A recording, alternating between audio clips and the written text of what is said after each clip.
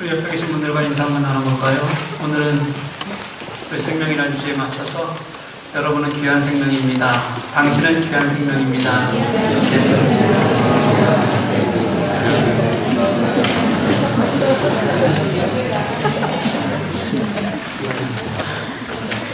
예, 여러분은 귀한 생명입니다. 제가 지난주에 2주 동안 이웃 초청 예배를 우리가 이제 준비하면서 생명에 관한 설교를 같이 나누자 이렇게 말씀을 드렸습니다. 그리고 지난주에 잃어버린 아들을 찾는 아버지의 마음을 설교를 했었죠. 그리고 이번 주 초에 말씀을 묵상하는데 좋은 말씀이 떠오르지를 않는 겁니다. 어떻게 하면 좋을까 고민을 하다가 그냥 제 이야기를 하는 게 좋겠다는 생각이 들었습니다. 오늘은 그냥 제 이야기를 좀 하려고 합니다. 여러분들은 그냥 듣기만 하시면 됩니다. 원래 설교 시간에는 그냥 듣기만 하셨잖아요. 그렇죠? 그렇지만 오늘은 진짜 더 듣기만 하시면 됩니다. 아멘 하지도 마십시오. 할렐루야 뭐 이런 거 제가 원래 안 하잖아요. 제가 아멘을 위해서 하는 말이 어떤 게 있죠? 뭐뭐하기를 소망합니다. 이런 문장도 오늘 안 쓸 겁니다. 그러니까 그냥 조용하게 들으시면 좋을 것 같습니다. 제가 이웃 초청 예배가 이제 한 주 한 주 가까워오면서 마음이 굉장히 불편해지기 시작했습니다. 겨우 3년도 되지 않았는데 가슴이 울리는 그런 예배가 아니라 연례 예배가 되어가는 것은 아닌가 하는 생각이 들었기 때문입니다. 초심을 유지하기는 참 어려운 것 같습니다. 교우가 적을 때 처음 했던 이웃 초청 예배에서는 정말 한 사람 한 사람을 소중하게 여기는 교우들의 마음이 분명히 컸던 것을 제가 기억합니다. 그런데 이제는 교우들의 열정이 많이 떨어진 것 같다라는 것처럼 보였습니다. 분명히 생명이라는 같은 목적, 같은 이유를 가지고 우리가 기도하면서 그렇게 매달리는 일인데 갈수록 열정이 타올라야 되지 않겠습니까? 그런데 반대로 시큰둥해진다는 것은 사실은 내면의 목적이 생명을 향한 것이 그것만은 아니었을지도 모른다는 생각이 들었기 때문에 그렇습니다. 영혼을 향한 마음보다는 혹시라도 허전한 예배당을 채우기 위한 것이 더 크지 않았나 그렇게 생각을 해보게 된 거죠. 사람이 많이 모이는 것을 부흥이라고 말합니다. 그런데 이것을 부흥이라고 말하는 것은 기독교의 본질을 왜곡시키는 일입니다. 사실 한국교회가 지금 그것을 부흥이라고 여기고 있었기 때문에 왜곡되고 방향을 잃은 채 잘못된 방향으로 헤매고 있는 그런 모습을 사실은 가지고 있습니다. 삼일교회 송태건 목사님이라는 분이 계시는데 그분이 한 영성 수련회에서 최근에 이런 말을 했습니다. 내가 목사라는 게 이렇게 수치스러울 때가 없다. 예수님께서는 피눈물을 흘리실 것이다. 이렇게요. 교회가 수적 부흥에 목매고 매달리기 시작하면서부터 교회가 변질되기 시작하고 목사들의 설교는 자신들의 삶에서조차 적용되지 않는 메아리가 되어서 그렇게 버려지고 있다는 한탄의 메시지였던 것 같습니다. 제가 처음 교회를 다닌 것은 유치원 나이 때입니다. 유치원 때가 아니라 유치원 나이 때예요. 왜 그렇죠? 유치원을 안 다녔거든요. 솔직히 말하면 그때는 엄마 옆에 있는 게 좋아서 교회를 다녔습니다. 교회 갈 때 외에는 엄마 옆에 있을 시간이 거의 없었거든요. 매일 아침에 나가서 저녁에 들어오시는데 또 들어오자마자 무슨 부흥회가 그렇게 많은지 성경책 들고 나가세요. 엄마를 따라 나서야지만 엄마 옆에 앉아 있을 수가 있었습니다.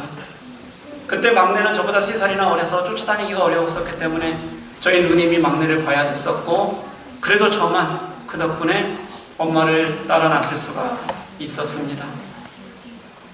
그렇게 시작된 신앙생활이 초등학교를 들어간 남서부터는 삶의 공간이 워낙 공간 이동을 변화무쌍하게 하면서 여러 번 바뀌었습니다.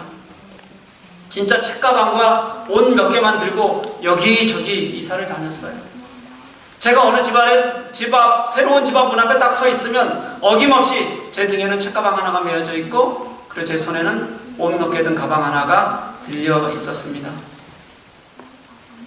그때 제가 분명하게 세운 원칙이 있는데 그게 뭐였냐면 학교는 안 가도 교회는 간다.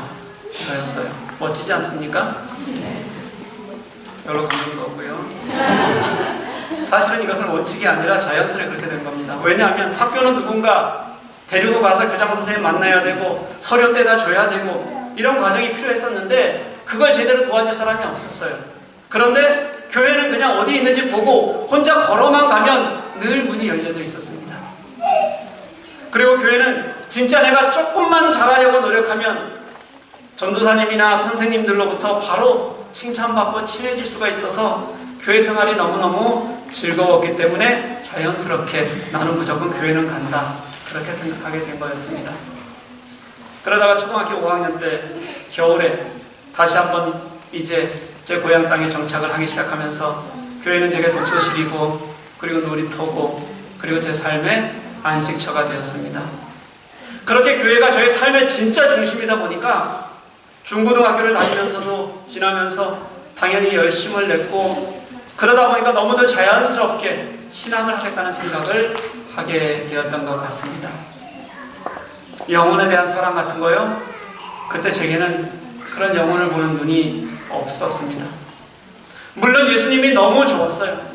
은혜 체험도 정말 많이 했다고 생각합니다. 그런데 그렇게 눈물이 나고 어떨 때는 정말 소리 질러 기도하고 내가 뒤집혀지는 그런 경험을 해도 그게 나를 벗어나지를 못하더라는 거예요. 그냥 내 안에서 감격하고 내가 좋고 내가 은혜되고 그게 다였습니다. 내가 은혜되고 좋으니까 교회 가면 이 일도 하고 저 일도 하고 그러다 보니까 신앙 좋다는 얘기도 또 그렇게 했던 거지 지금 돌이켜보면 정말 생명을 사랑하는 마음 같은 것은 저는 한 번도 가져보지 못한 그런 신앙생활을 꾸준히 해왔던 것 같아요. 누가 그게 정말 중요한 것이라고 가르쳐주는 사람도 없었던 것 같습니다. 말씀도 제대로 읽지 못하고 깨달아 본 적도 없었고요. 한마디로 말하면 허당 신앙생활 그게 제가 걸어온 신학대학 갈 때까지 제 모습이었다는 거예요. 그러다 신학대학에서 공부를 시작하고요. 어느 날 오늘 우리가 읽은 이 본문을 만났습니다. 선한 목자, 싹군 목자 우리가 너무 흔히 잘 알고 있는 비유입니다. 이전에도 여러 번 설교를 했던 본문이었고 또 여러 번 들었기도 했던 그런 본문이었습니다. 제가 이 본문을 딱 맞닥뜨렸을 때 정말 고민이 많을 때였어요. 신학을 시작하고 났는데 시작할 때는 너무도 당연하다고 생각했는데요. 복음에 대한 열정이 생기지 않는다는 것이 얼마나 답답하고 스스로가 비참하게 느껴졌는지 모릅니다. 진짜 지금까지 난 정말 기뻤거든요. 정말 열심히 했거든요. 충분히 잘해왔다고 스스로 생각하고 있었거든요. 고등학교 다닐 때는요 자타공인 그리스도인이어서 학교에서 주일날도 학교 가야 되고 당시에는 무슨 일이 그렇게 많았는데도 그 학교 전체에서 주일에는 학교 안 가도 되는 유일하게 허용된 사람이 바로 저 혼자였습니다. 그런 나 같은 사람이 신학을 하는 게 전 너무도 당연했고요. 그래서 신학대학을 가서도 가는 동안에도 기뻤어요. 그런데 신학을 하면서 내게 복음에 대한 열정이 없다는 것을 알게 됐으니까 이게 얼마나 답답한 일이겠습니까? 그때는 진짜 미치는 줄 알았습니다. 그러다가 오늘 본문이 눈에 들어온 거예요. 나는 선한 목자라.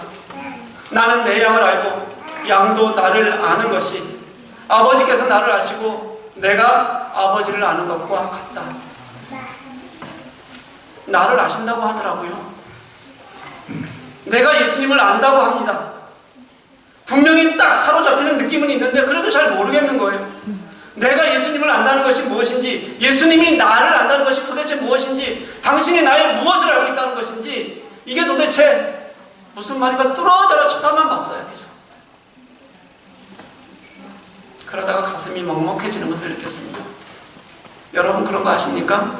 머리는 점점 정말로 명료해지는데 가슴은 점점 뜨거워지는 겁니다. 그리고 이 명료한 머리하고 뜨거운 가슴이 하나가 되는 느낌, 그런 것을 제가 그때 느꼈어요. 예수님이 나를 안다는 것이 나의 이런 점도 알고 저런 점도 알고 그것을 안다는 것이 아니더라고요. 그것이 아니라 예수님이 나를 안다는 것이 목자인 예수님께서 어린 양인 나를 너무도 소중히 여기신다는, 생명과 관계된 말이라는 것을 제가 그때 처음 알았습니다. 그러니 예수님이 나를 안다는 것은 나의 존재 자체였다는 겁니다. 예수님은 그 존재 자체 하나로도 예수님과 나는 모를 것도 없고 끊어져서는 안 되는 그런 관계였다는 것을 본문은 말하고 있더라는 거예요. 그래서 15절 말씀에서는 알기 때문에, 그래서 나는 양들을 위해서 목숨을 버린다, 이렇게 말하는 거예요. 안다고 해서 목숨을 버립니까? 아니죠. 목숨은 사랑해야 버리는 겁니다.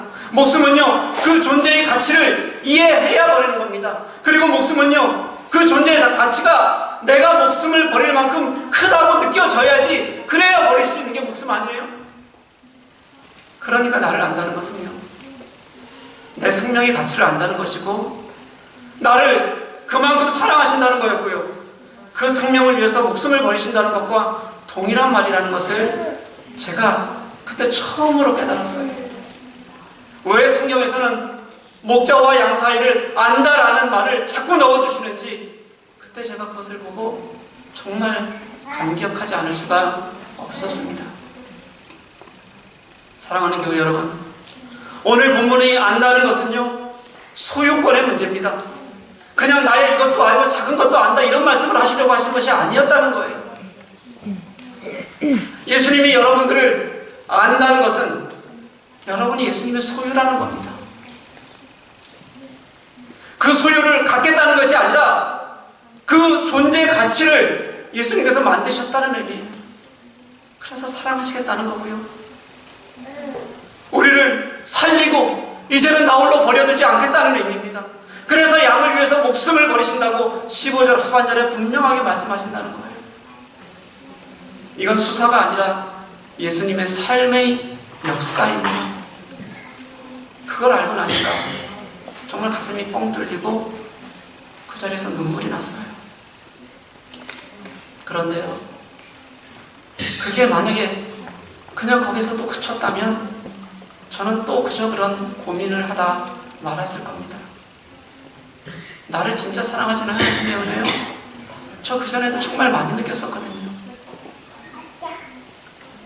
저는 사실은 저 스스로에게 연민이 굉장히 많은 사람이었습니다.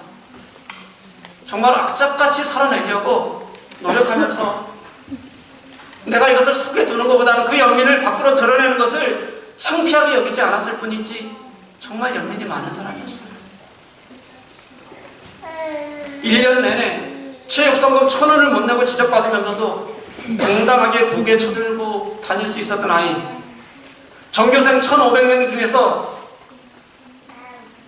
유일하게 검정 고무신 신은 한 명의 아이면서도 꿀릴 거 없었던 아이, 학교 앞에서 신문을 팔아도 동급생들이 쳐다보면서 지나가도 당당하게 아이들이랑 어울릴 수 있었던 아이, 소풍 때 단 한 번도 김밥을 싸가지 못해도 늘 당당하던 아이, 그 아이가 자존심도 없고 생각도 없었겠습니까?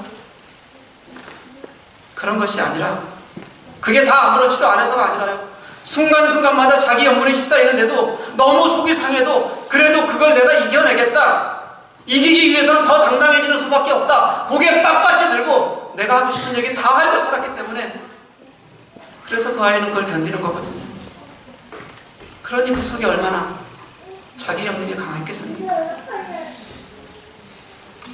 그러니 그 아이가 예수님을 만나서 은혜 받고 감격하고 그 예수님이 자신의 가슴을 때리는 게 얼마나 좋았겠어요. 진짜 좋았습니다. 어쩌면 그게 그 아이에게는 유일한 탈출구였을지도 모른다는 생각이 지금 생각해보니까 들어요. 그렇게 그 은혜 받으면서 나는 그렇게 감격스러운데요, 복음에 대한 열정이 그런데도 안 생기는 거잖아요. 아마 그때는 내 속에 머물러 있던 연민을 감당하는 것도 아마 벅찼기 때문이 아닐까, 그런 생각이 들었습니다. 신학을 하는데 생명에 대한 열정이 없다는 게 이게 말이 되는 일입니까? 정말 비참한 일이죠. 그래서 그때 내 눈에 들어온 14절 15절은 나를 건져내는 정말 그런 생명과도 같은 구절이었어요. 그리고 나서 거기서 그쳤으면 안 될 텐데 하나님께서는 또다시 16절 말씀을 더 강렬하게 제게 보여주셨습니다. 또 이 우리에 들지 아니한 다른 양들이 내게 있어서 내가 그들을 인도하여야 할 터이니 그들도 내 음성을 듣고 너희와 한 무리가 되어서 같은 목자에게 있으리라. 예수님은 지금 울타리 밖의 양을 생각하고 계신다는 겁니다. 그리고 17절에서 또 죽음을 말씀하세요. 내가 내 목숨을 버리는 것은 그것을 다시 얻기 위함이다. 예수님의 죽음은 울타리 안에 있는 그들에게 한정된 것이 아니라 예수님이 나를 안다는 것은요, 똑같이 울타리 밖에 있는 영혼들에게도 똑같이 생명으로 적용하시고 그들도 안다는 얘기와 동일한 말이었다는 거예요. 그래서 예수님이 안다는 것은요, 내가 은혜 안에 거한다, 내가 감동한다, 나의 존재 자체를 목숨과 같이 여기신다. 이것은 진짜 말로만이 아니라 이 울타리 밖에 있던 어떤 영혼에게도 똑같이 가지신 예수님의 마음을 예수님은 말씀하고 계신다는 거예요. 거기에다가 하나가 더 얹어졌어요. 우리는 우리 자신들이 하나님의 사랑받는 사람들이라고 얘기합니다. 그리고 그 은혜가 너무 좋다, 하나님께서 나를 먼저 불러주셔서 은혜 안에 있어서 감사하고 좋다, 그렇게 우리는 고백합니다. 맞습니다. 다 맞는 말인 것 같아요. 그렇지만 이런 생각도 또 들지 않으십니까? 지금 예수님의 눈은 어쩌면요, 그렇게 은혜 안에 있다고 생각하고 감동하는 나보다는 울타리 밖에 있는 영혼들을 향해서 더 많이 가 있고 그들을 더 많이 보고 계신 것은 아닐까? 여러분 한번 그런 생각은 안 해보셨습니까? 사실 예수님은 구원받은 사람이 아니라 구원받아야 할 사람에게 더 많이 관심을 가지시는 분이셨어요. 그게 바로 예수님이 이 세상에서 살아가시면서 당신이 보이신 삶의 모습이었다는 겁니다. 죄인에게 찾아가시고 세리를 찾아가셨다는 것은요, 바로 울타리 밖에 있는 양들을 찾아가시는 거잖아요. 그렇게 우리가 울타리 밖에서 나를 찾아오신 예수님으로 인해서 구원의 은혜를 받은 것이라면 예수님은 또다시 울타리 밖에 있는 그 영혼들을 향해서 찾아나가신다는 겁니다. 그리고 그 울타리 밖에 아직도 예수님을 알지 못하는 그 생명들에게 당신의 모든 것을 쏟기를 원하시는 분이시라는 거예요. 사실 우리에게는 이미 다 주신 겁니다. 이미 여러분들은 여러분들이 얻은 것으로 충분하다고 고백할 수 있어야 됩니다. 아, 예수님께서는 이미 당신이 주실 수 있는 최고의 은혜로 내게 주셨다. 그게 뭐냐면 구원이다. 그 구원의 기쁨으로 인해서 그것만으로도 나는 이미 매일매일 은혜의 감동 속에 살 수 있다. 여러분, 이렇게 고백해야 된다는 거예요. 그런데 예수님이 왜 이런 은혜를 우리들에게 주시느냐면요, 내가 이 은혜를 날마다 누린다는 게 어떤 의미냐면요, 예수님께서는 내가 예수를 믿고 누리는 그 은혜를, 이전에는 내 중심이었다면 이제는 내가 아니라 그 은혜를 주시는 하나님 중심에서 그 하나님의 마음을 알아야 한다는 거고요, 그게 날마다 내가 은혜 받는 이유여야 한다고 그렇게 말씀하시는 거예요. 구원도 내 거고 은혜도 내 거고 그냥 내가 살아가는 삶도 내 거고, 그렇게 우리가 살고 있었다는 것을, 제가 살고 있었다는 것을 제가 신학을 시작하고 나서 그때까지도 몰랐다는 거예요. 예수님이 내게 원하시는 것은, 주신 것은 그것을 넘어서는 것이라는 것을 깨달지 못했다는 거죠. 그래서 보니까 예수님만 나를 아는 것이 아니고요, 내가 예수님을 안다고 그렇게 표현해요. 무슨 말입니까?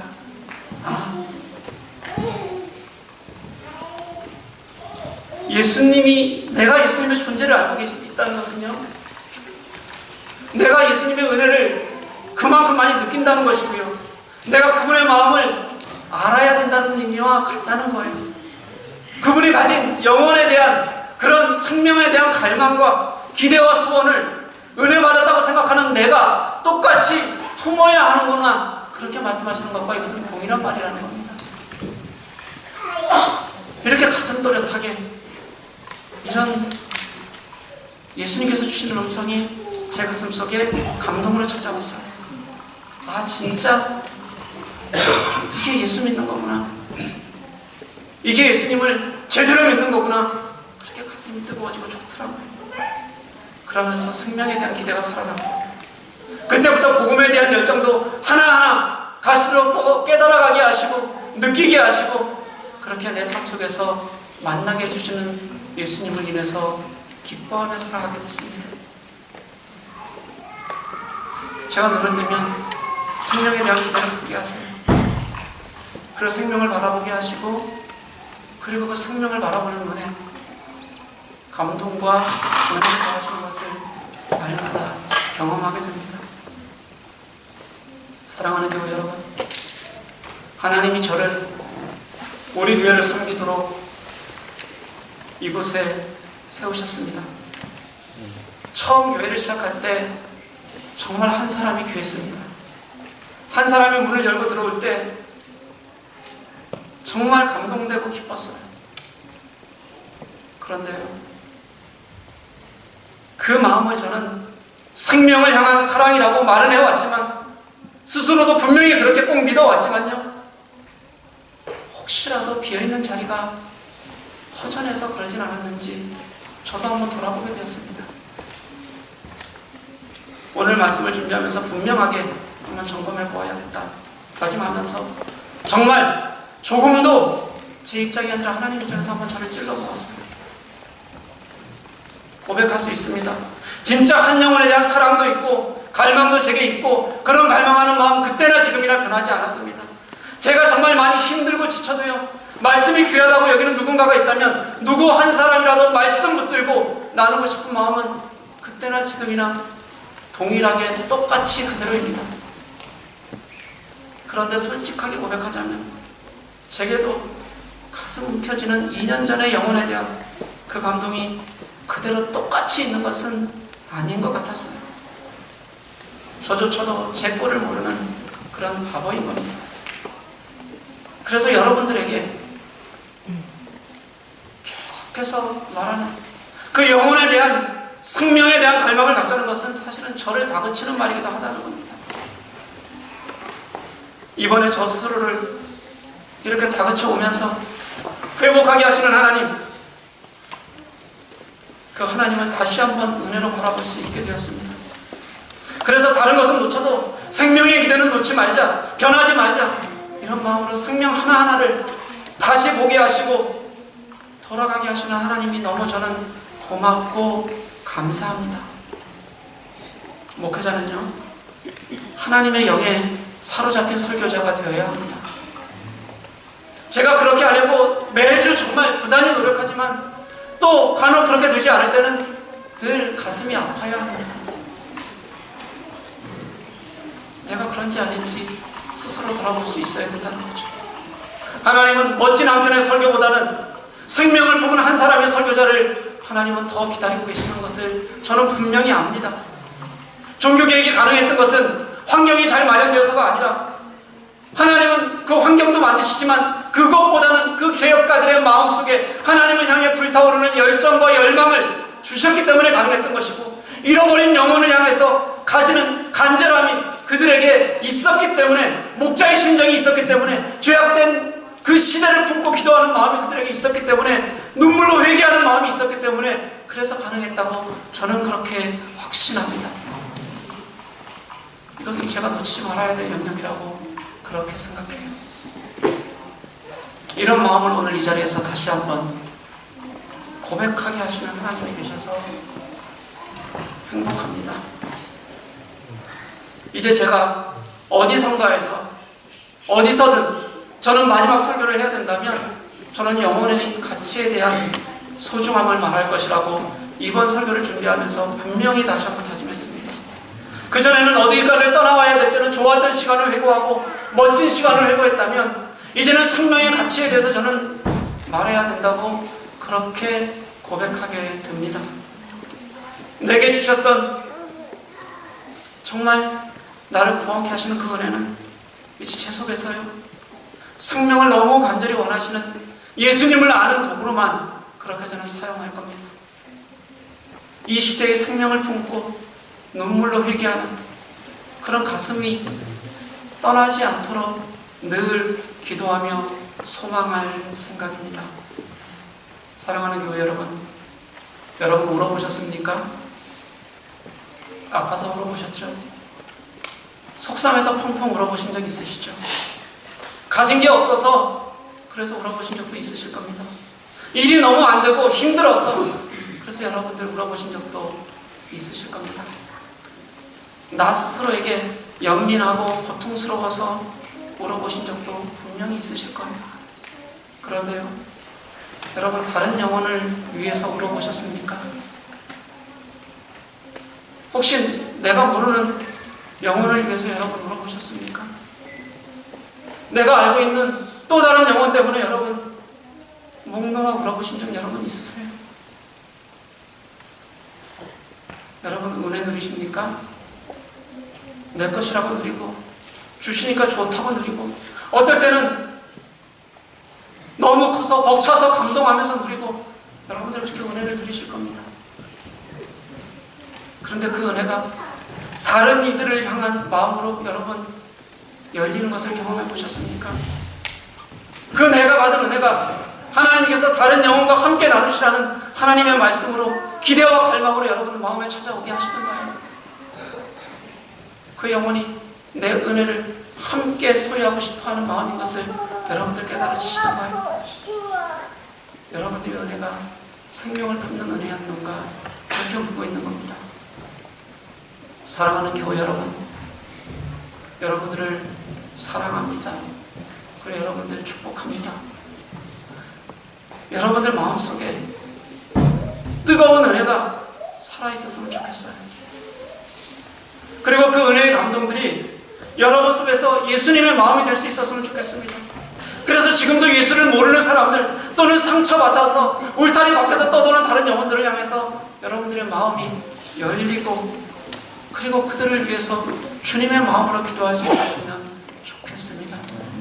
여러분, 그런 마음으로 정말 나의 생명을 사랑하는 마음으로 하나님의 은혜를 가슴에 담으시는 저와 여러분들이 됐으면 정말 좋겠어요. 쉰들러 리스트라고 영화 다 보셨습니까? 우리 그 영화 한 장면만 같이 한번 봤으면 좋겠어요.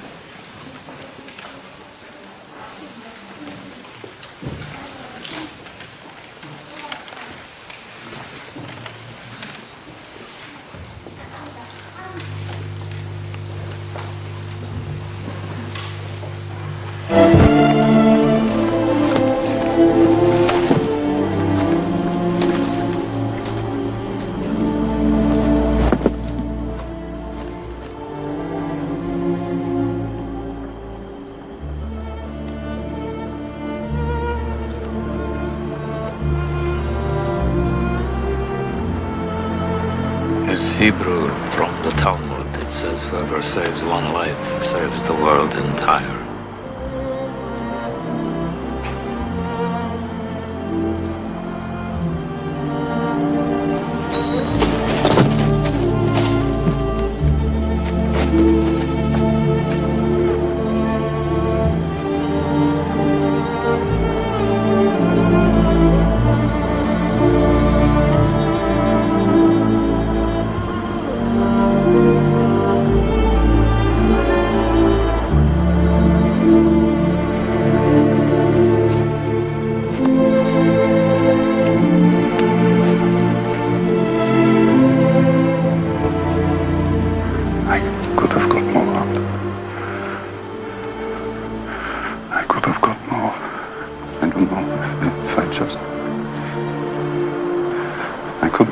Alaska, there are 1,100 people who are alive because of you. Look at them.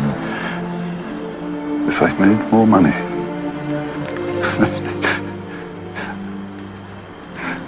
I threw away so much money. You have no idea. If I just... There will be generations because of what you did. I didn't do enough. You did so much.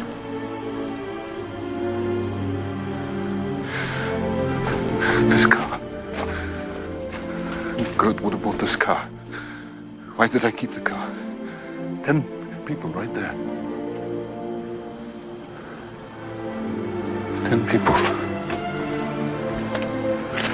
10 more people.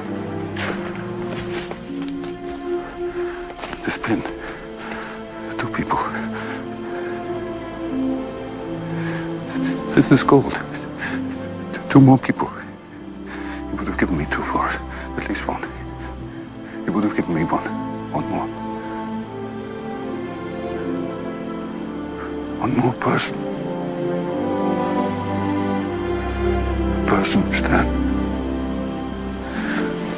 for this. I could have got 1 more person. And I didn't. And I didn't.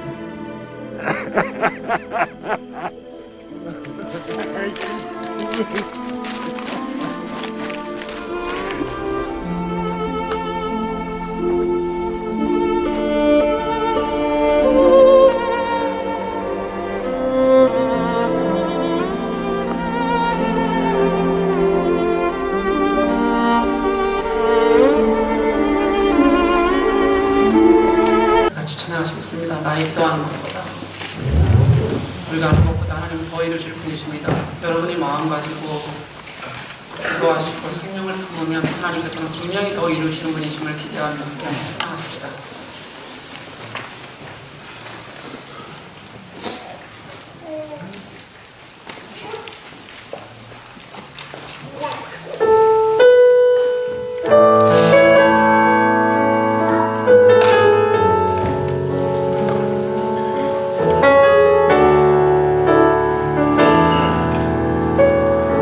나의 기도하는 것